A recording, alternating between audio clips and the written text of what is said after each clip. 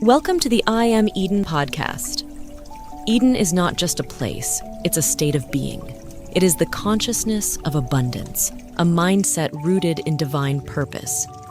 It is a path to healing and a call to surrender to a higher purpose.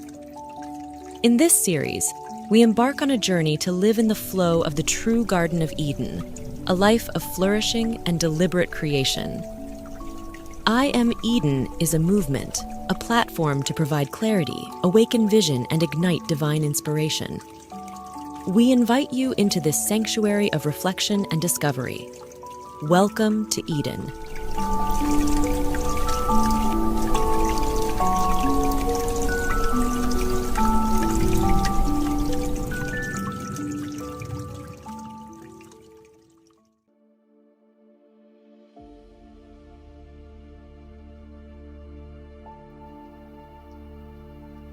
There are moments in life when we are brought to our knees, when the weight of life presses so heavily on our souls that we struggle to breathe.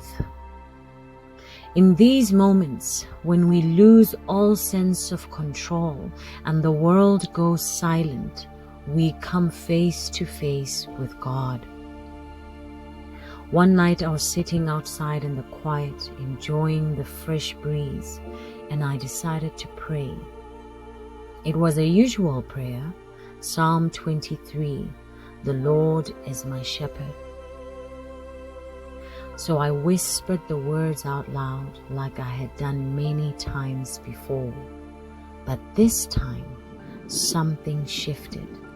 I got a revelation that was so intense that it stopped me in my tracks.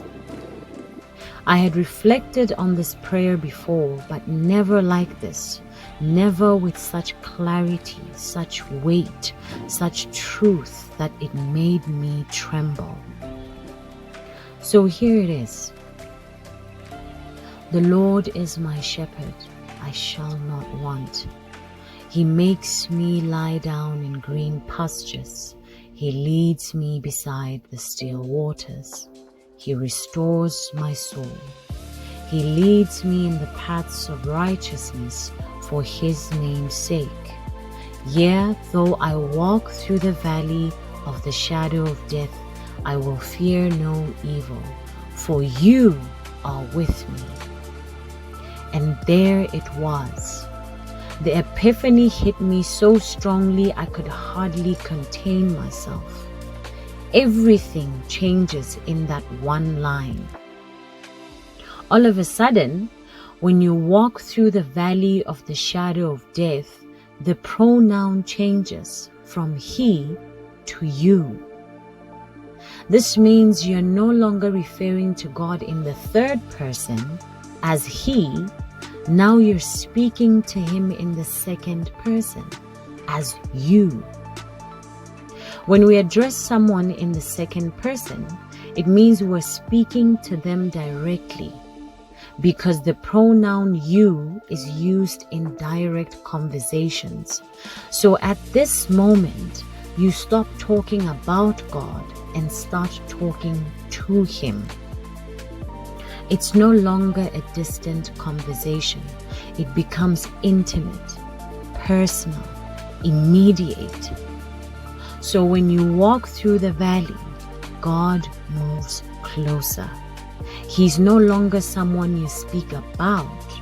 He becomes someone you speak to. He's no longer at a distance. He is right in front of you. Now let's unpack this further. What struck me was this. In the beginning of this passage, when life is good, when you are lying in green pastures, when you are beside still waters and peace surrounds you, when your soul is at rest and you are walking upright in your path, the psalmist speaks of God in the third person. He makes me lie down. He leads me. He restores me. Even though God is present, he feels distant, watching over you like a gentle guide. But the moment the valley of the shadow of death appears, when the light begins to fade, when storms rage, and when fear and grief and loss wrap themselves around you, and you find yourself in the midst of trials and battles, the pronoun changes. No longer is it he, it becomes you. For you are with me. The shift is subtle, but it is deeply moving. It means that in our darkest hour, God is no longer a figure in the background. He steps out of the shadows. He moves closer. He becomes tangible. In our weakest days, God shows up for us. That is the sure moment when He steps in, when He comes near, when you come face to face with the Father. Because when we suffer, we do not walk alone. This tells us something profound, that on bright sunny days filled with joy, when all is well, God sits close to us, watching over us. Like a parent watching their child laugh and play on the playground, He delights in our joy, in our laughter, and in our peace. But the same parent, when the child falls from a swing and crashes to the ground, He does not stay at a distance. No, the moment the parent hears the cry of their child, they run, they take them up, and they hold them close.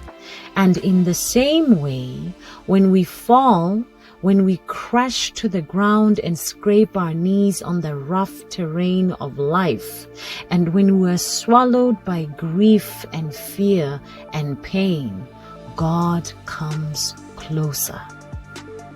He does not stay at a distance. That is when He holds us. That is when He picks us up with love and carries us through the difficult times. Now, why is this revelation significant? Because in tough times, we often ask ourselves, where is God? When the world comes crashing down around us, and when sorrow seems endless, we begin to believe that His silence means He has left us.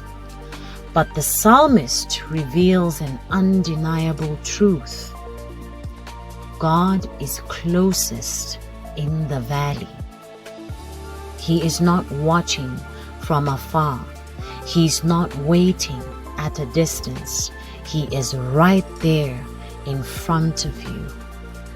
In your hardest moments, God is closest. So when the days get cold, and they surely will, when burdens seem unbearable, we can be certain, without a shadow of a doubt, that the shepherd has come near. His rod and His staff are a never-ending source of comfort. And when the storm has passed, when the sun rises again, and you look back at the valley you walked through, you will realize you never walked alone. And that is the promise we hold on to, that we are never alone, not in green pastures, and certainly not in the valley of the shadow of death. And it is through His love that we enjoy the fruits of life in all seasons. With God as our shepherd, truly we lack nothing. Welcome to Eden. Thank you for listening to the I Am Eden podcast. We invite you to share your thoughts and insights through messages and voice notes. Don't forget to subscribe for more inspiring content that nurtures your spirit and guides your path. Thank you for being part of our Eden community. Have a divine and inspired journey. Welcome to Eden,